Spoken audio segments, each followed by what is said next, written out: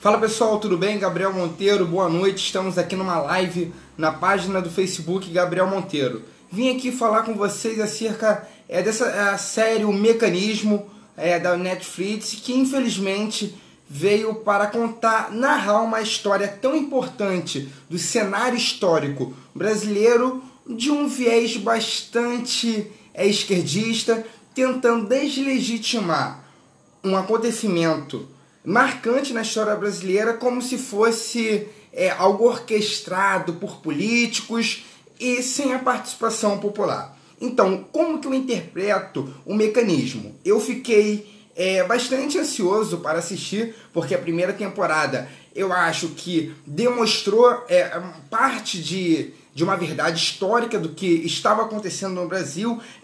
Insta aqui ressalvar que é um acontecimento que está no gerúndio, né? Está numa continuidade, não se encerrou, porém tinha ali parcialmente uma história verossímil. Mas a segunda temporada vem para deslegitimar o processo histórico brasileiro acerca do impeachment, acerca da retirada da Dilma Rousseff do poder. O José Padilha utiliza de uma habilidade que ele tem artística para deixar sem crédito o acontecimento histórico que foi o impeachment da Dilma, da presidente do PT. Ele põe esse processo como uma maquiagem de políticos, né, de raposas dentro do Congresso Nacional Brasileiro, como forma de ilidir a Lava Jato. Na verdade, o processo de impeachment da Dilma foi um processo primeiro popular. Não foi um processo orquestrado, gerado, de iniciativa do Congresso Nacional Brasileiro. A própria mídia brasileira reconhece que o impeachment foi um momento onde as maiores manifestações populares que já ocorreram aqui no Brasil venceram as diretas já. Então, o processo de impeachment brasileiro não foi uma iniciativa, não foi um fogo ardente dentro do Congresso Nacional Brasileiro. Na verdade, o Congresso Nacional Brasileiro comprou a ideia da população. Ah, mas as pessoas que ali permitiram o impeachment da Dilma não são pessoas ilibadas, não são pessoas reconhecidas do probo brasileiro. Realmente, não são, como Eduardo Cunha. Contudo, era-se necessário fazer a articulação com Eduardo Cunha para dar o procedimento ao impeachment da Dilma Rousseff, porque nós temos que respeitar o ordenamento jurídico brasileiro, nós temos que respeitar as nuances da lei e dos decretos, dos estatutos, e para se empichar um presidente, você passa pelo crivo ali do Congresso Nacional, você passa pelo crivo ali da Câmara Federal dos Deputados. Então, é bastante rude e mentiroso você atribuir o impeachment da Dilma como um processo político para ilidir, acabar a Lava Jato. Não, o processo de impeachment foi um momento histórico no Brasil que a população brasileira não aguentava mais uma política pública na época, né? Uma chefe do executivo da federação fazendo as políticas ruins e também envolvida em inúmeros escândalos de corrupção que a gente vem vendo até hoje. Sobre as pedaladas fiscais, eu percebi nesse seriado que ali impõe ao Lula, FHC e outros presidentes que era normal as pedaladas fiscais. Olha só, pessoal, a pedalada fiscal da Dilma Rousseff foi algo totalmente atípico dentro da história brasileira. Ela fez o seguinte, olha só, FHC e Lula, eles atrasaram o repasse do dinheiro público a instituições financeiras? Sim, eles atrasaram, mas olha só, reparem no que eu estou falando, reparem no verbo, eles atrasaram. Dilma Rousseff fez o quê? Fez uma maquiagem dentro das contas públicas. Para vocês terem uma noção, a Dilma Rousseff chegou a dever 33 bilhões de reais a instituições financeiras. Dilma Rousseff utilizou a Caixa Pública para financiar benefícios, programas sociais, sem informar o Congresso Nacional. Ela utilizou a Caixa, que é uma empresa pública, para emprestar dinheiro, na prática, emprestou dinheiro para a União. E isso é ilegal. Uma empresa pública, ela não pode emprestar dinheiro para o governo, porque fica algo desproporcional. Como que eu vou emprestar dinheiro para mim mesmo? Uma vez que a Caixa Pública é uma empresa pública, ela é organizada, ela tem a gestão do gestor que é público, fica algo estranho. Não fica... só eu aqui para vocês entenderem. Olha só, eu sou o síndico aqui do meu prédio, e eu também, dentro daqui do meu condomínio, eu tenho uma empresa que pertence a esse condomínio. Eu pego dinheiro aqui como síndico do prédio com a empresa do condomínio. Não faz sentido isso. Foi o que a Dilma Rousseff fez. E pior, ela fez isso para maquiar as contas públicas. Quem entende aí de lei orçamentária, eu acho que é lá no artigo 165 da Constituição, a gente vai encontrar a LOA. A gente vai ver que a LOA é todo ano, é algo periódico, todo ano. Ela emitiu uma LOA, ela ofereceu uma LOA para o Congresso Nacional com números irreais, uma vez que a Caixa Pública estava financiando os programas que deveria ser pago pela Dilma Rousseff, não foi pago pela Caixa Federal, maquiando os números, chegando ao exorbitante valor de 33 bilhões de reais. Falar que não houve pedalada fiscal e falar que todo presidente fez isso é uma realidade. Para vocês retornarem ao passado, Lula, vou até defender aqui o Lula. Lula fez isso parcialmente. Vamos lá, o que o Lula fez? Atrasou o repasse para a Caixa Federal quando estava no governo de 480 milhões de reais e posterior a 2 meses pagou. Não precisou a Caixa Pública entrar na justiça para reaver o seu dinheiro, coisa que a Caixa teve que fazer contra o governo de Dilma Rousseff. Falar que não houve pedalada fiscal é algo bastante até fora da realidade, é um argumento natimorto. Ele também há inúmeros erros jurídicos nessa série. Ele começa também essa série e chega a ser patético, falar não, porque aqui no Brasil quem rouba incolui criminoso com 3 ou mais pessoas, segundo a Constituição, vai ser ali condenado por um crime ali de formação de quadrilha. Primeiro que formação de quadrilha não existe mais esse termo. Ele está desatualizado. E segundo que não é a Constituição que fala isso. Não é a Constituição. Seria algo totalmente estranho. A Constituição ficar tentando prever, tentando criminalizar, deixar tipo uma conduta criminosa. A Constituição não é para isso. Então ele erra ali os instrumentos jurídicos, as normas jurídicas, é algo bastante estranho. Foi até o Tropa de Elite foi uma crítica muito forte, mas foi melhor elaborado. Parece que ele fez com muita rapidez, não sei o que houve. Acerca também do... algo que é uma instituição, as pessoas nem podem falar porque ele é policial, não. Eu nem tenho muito contato com a Polícia Rodoviária Federal. Eu tenho um amigo ou outro aí na internet, um vizinho, mas eu não tenho contato com a Polícia Rodoviária Federal. Então eu sou até bastante imparcial, né? Porque eu sou policial militar, eu vou que passar a minha mão aqui em cima da Polícia Rodoviária Federal. Mas você atribuir à PRF uma culpa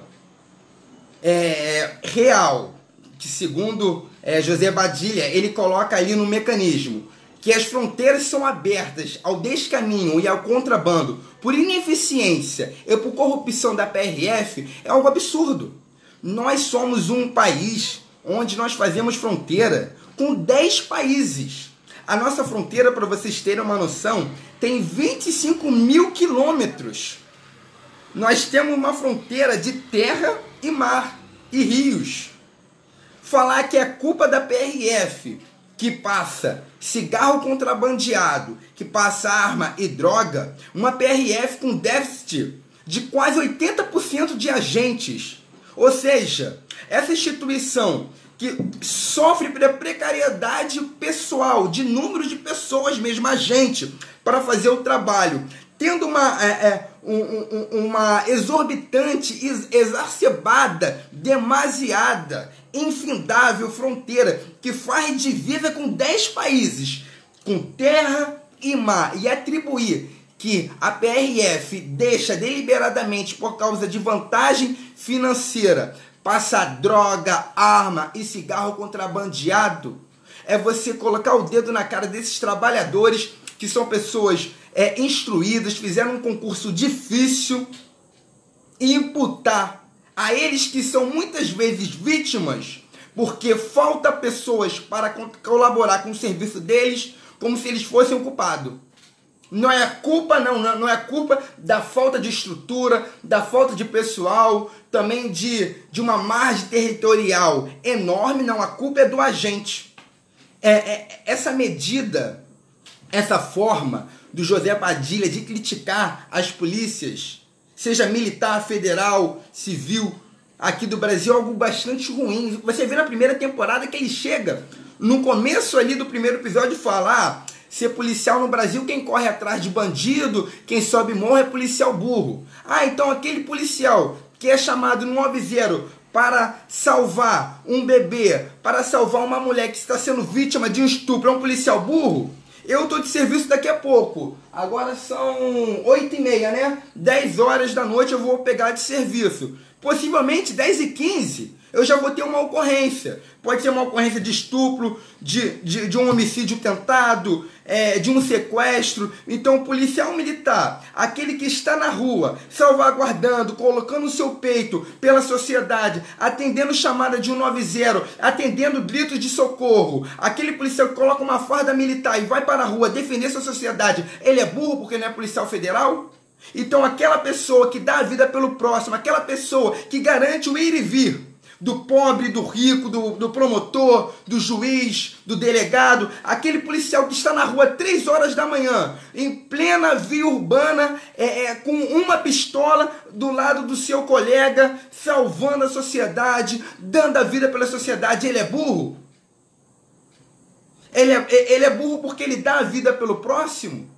Ou todos são corruptos? Ou todo policial, toda pessoa que entra... Porque você fala que todo policial é corrupto, a gente parte de uma premissa que o problema é da polícia. Ou seja, se eu entro na polícia, eu automaticamente me torno corrupto, então a culpa não é minha, é culpa do sistema. Uma vez que não há outra opção. Se todo policial é corrupto, porque a instituição faz ser assim. E se não tem outra opção, se todo mundo é corrupto, então é culpa do sistema, a culpa não é minha. Então eu vou passar a minha culpabilidade para o sistema e vou começar a roubar, matar, destruir. Se a gente for levar a sério esse argumento, é ruim para a sociedade, porque eu vou utilizar isso de álibi para cometer tipificações penais. Eu vou te roubar ali no sinal, eu vou te roubar ali numa blitz, e eu vou falar: meu amigo, desculpa, todo policial é corrupto, é assim? Não é assim. A gente sabe que aqueles policiais que utilizam da farda para fazer devaneios, para cometer ilícitos, para desviar de suas funções, eles são bandidos, eles não são policiais. Então, pessoal, essa série é um mecanismo, muito me decepcionou. Parece que o José Padilha ele está tentando se reconsiderar com a esquerda brasileira, ele está contando uma história com um crívio, com uma interpretação totalmente desvinculada com a realidade. Ele coloca o processo de impeachment como se fosse uma medida ali do Aécio Neves, do Cunha, para parar a Lava Jato, que é uma mentira também na realidade, porque posterior ao impeachment da Dilma, a Lava Jato continuou forte. E detalhe, a Lava Jato prendeu o Michel Temer, que por acaso vai ser solto hoje. Vai ser solto hoje porque a gente está na persecução penal, mas quando chegar na segunda instância ele vai ser preso. A mesma Lava Jato que prendeu Eduardo Cunha, a mesma Lava Jato que prendeu Sérgio Cabral, a mesma Lava Jato que prendeu Pezão, ninguém aqui do PT não. Eu não estou falando políticos aqui do PT não. A mesma Lava Jato que hoje considera o prefeito de Niterói, Rodrigo Neves, como réu. Então, não é uma operação orquestrada, direcionada pelo Ministério Público, Polícia Federal, agora também pela Polícia Civil, em prol de apenas um partido. A gente vê partido aqui do PT, MDB, agora a gente está vendo PSDB. Poderia ser maior? Poderia. Poderia ter sido mais eficiente? Sim. Teve seus erros? Teve, mas não desconsidera a maior operação junto com o Ministério Público e as polícias que já houve aqui no Brasil. Recuperação até hoje de bilhões.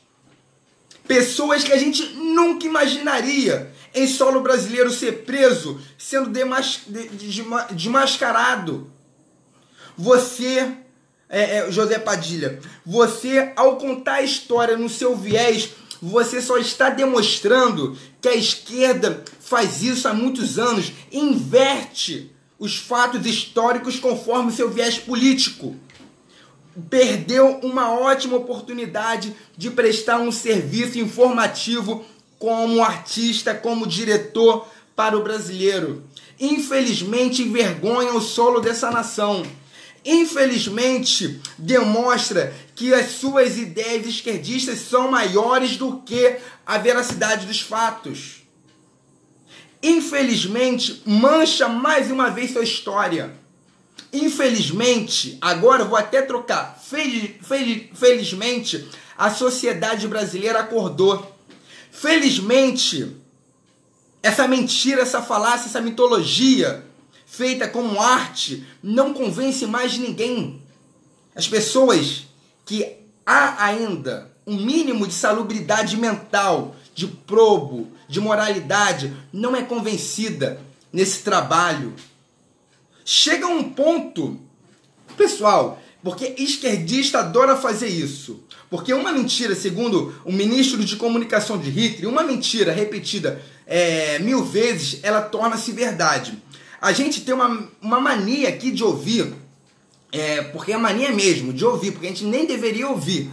A gente nem deveria mais ouvir isso, mas a gente ouve porque a gente quer tentar debater, quer tentar convencer as pessoas, como vocês observam indo para a manifestação. É uma mania minha, que eu acho que às vezes eu estou dando soco em ponto de faca, porque as pessoas não escutam.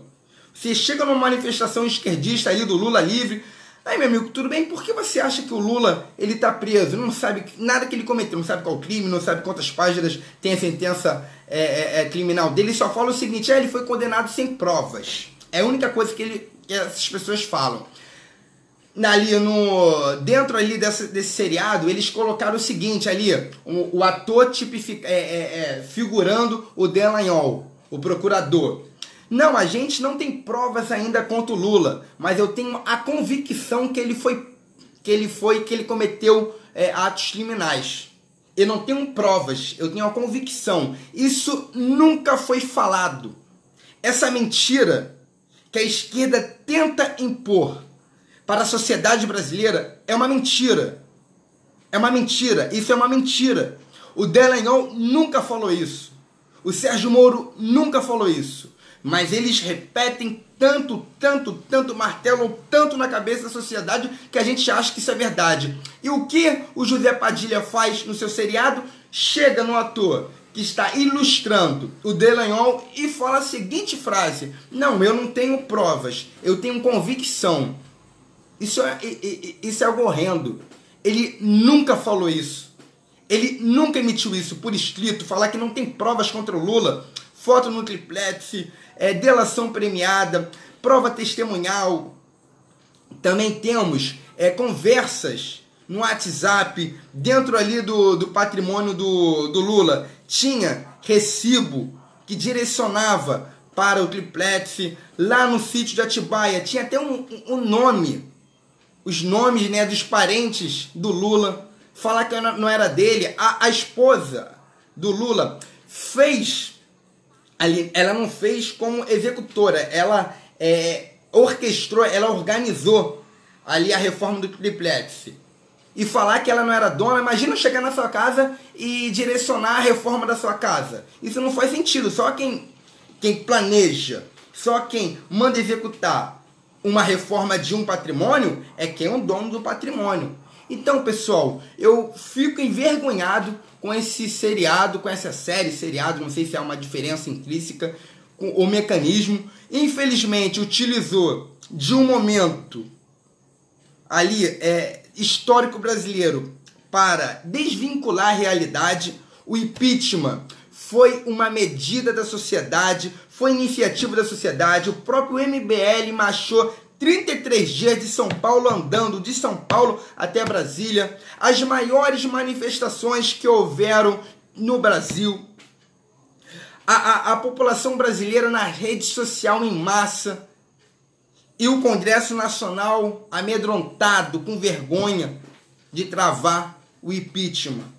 As pedaladas fiscais da Dilma nunca houve em outro momento no Brasil. A PRF demonizada nessa série. A PRF que a gente sabe como as pessoas são estudiosas, como que é difícil passar por esse concurso e vergonhosamente são banalizados nesse seriado. Erros jurídicos. Então, pessoal, não representa a veracidade, a história verossímil, não representa a população brasileira e o melhor de tudo, só engana quem é bobo, porque a sociedade brasileira já acordou e nós sabemos a verdadeira intenção dessas pessoas, que não é a evolução, o desenvolvimento brasileiro. O esquerdista, ele quer o caos da sociedade para empregar o revolucionarismo. O revolucionarismo que é a quebra das instituições. Então, pessoal, o marxismo cultural ainda vigora, está em voga no Brasil e cabe cada um de nós aqui combater essas mentiras, estudando, vendo os argumentos deles, para a gente detonar. Mas não é detonar na força, não. É intelectualmente mesmo. A gente demonstrar superioridade porque nós não fomos comprados por ideias baratas. Não fomos comprados por soluções insanas. Pessoal, nós somos muito maiores do que isso. E eu ressalto aqui, ele tem toda a liberdade, José Padilha, toda a liberdade para fazer essa obra horrível. Porque aqui, como um país democrático, a gente não prega o cerceamento artista. Não pregamos o cerceamento da arte, da cultura. Que ele faça outros mecanismos, série 3, 4, 5, 6, 7, 8. Porque nós pregamos a liberdade de expressão. Agora vai para Cuba fazer isso. Vai para Venezuela criticar o governo. Para você ver se vai ser ou vai ser, não vai ser exilado, preso ou morto. Nós pregamos um Estado democrático de direito. Vai para Cuba defender direitos LGBT. Vai para Cuba defender que o homossexual tem o mesmo direito que o hétero. Para você ver o que acontece contigo. Então, pessoal, obrigado por assistirem essa live. Vou trabalhar daqui a pouco, já são 15 para as 9. E esse é meu posicionamento. Fiquei decepcionado mais uma vez. Achei que seria uma série que reportasse uma cena, um momento histórico brasileiro de muita importância. Daqui 30, 40, 50 anos, vocês vão observar as gerações que irão vir, vão comentar sobre esse ocorrido da Dilma. Não foi um momento que ficará apenas em 2015, 2016, 2017, 2018. Não foi um acontecimento que vai acabar em 2022. Isso vai ser uma marca histórica para o Brasil. Assim como Tiradentes foi, assim como houveram ali, né, a gente pode falar em 1500, porque falar de história brasileira eu gosto um pouco, né, 1500, a gente fala de história brasileira, a gente fala o quê? 1500, descoberta, 1530, colonização, 1580, ali o conjunto ali da colônia ibérica, né, que você junta a colônia espanhola e a portuguesa, até 1640, aí nesse século a gente vê a descoberta do ouro, a gente sobe para o século XVII, chegamos no século XVIII, com inúmeros acontecimentos marcantes, a gente chega no XIX, que é a modificação do entendimento de se fazer política colonial no Brasil, né, que a família real vem em 1808, 1822 a independência brasileira, em 1831 Dom Pedro I volta para Portugal, em 1840 nós temos o golpe da maioridade, em 1888 temos a abolição da escravatura, em 1889 temos a proclamação da República, a gente entra ali na República da Espada, entra depois na política do café com leite, que é a mistura começa a alternar, né, um político de Minas Gerais, outro de São Paulo, aí temos o golpe do Estado Novo, Getúlio Vargas vem, aí sai, aí entramos aí na Segunda Guerra Mundial. Da Segunda Guerra Mundial nós temos outros governos pré-ditatoriais, vamos colocar, eu considero que o momento ali vamos falar revolução contra a Revolução Militar, ali 1964 eu não considero uma ditadura, porém, após a instauração da AI-5, a gente não pode considerar um governo contra a Revolução Esquerdista, né? Com a AI-5 a gente considera já uma ditadura, uma vez que há ali, você começa a dirimir as liberdades individuais, os direitos inatos do ser humano, como habeas corpus, o Estado começa a se apoderar de funções que a gente não entregou no Pacto Social, a gente tem a redemocratização brasileira, e agora em 2015, 2016, 2017, nós temos a queda de um governo altamente corrupto para a entrada de outro governo que não é ilibado, e a construção do Jair Bolsonaro. Então essa parte de 2015, 2016, 2017, 2018 entra para a história brasileira, assim como esses outros fatos, assim como esses outros momentos. Então, pessoal, Gabriel Monteiro, se você gostou dessa live, curta, compartilha, que nós vamos continuar na opinião. Nós não temos a função apenas de demonstrar o problema, a gente também tem a função de dar soluções. Hoje foi um vídeo para emitir minha opinião sobre isso, mas em outros momentos a gente dá a solução para isso. E tem que ficar aqui mais uma vez, salientar aqui, pessoal, eu sou 100% a favor da liberdade completa do José Padilha fazer essas atrocidades, porque a liberdade de expressão, a liberdade artística, ela não pode ser sufragada, ela não pode ser diminuída porque eu penso diferente. Ele tem um total direito para conduzir a sua arte conforme o seu viés. Cabe ao consumidor, pessoal, a soberania do consumidor. Cabe a gente não dar like, né? Dar mãozinha para baixo, lá acho que tem no Netflix, mãozinha para baixo, a gente criticar, fazer vídeo crítico, ideológico, porque no momento que você quer se apoderar dos direitos das outras pessoas podem se apoderar do seu direito. Então, pessoal, Gabriel Monteiro, se você gostou dessa live, curta, compartilha, que nós não vamos ser lenientes a esses sistemas ruins. Valeu, pessoal. Tamo junto. Grande abraço.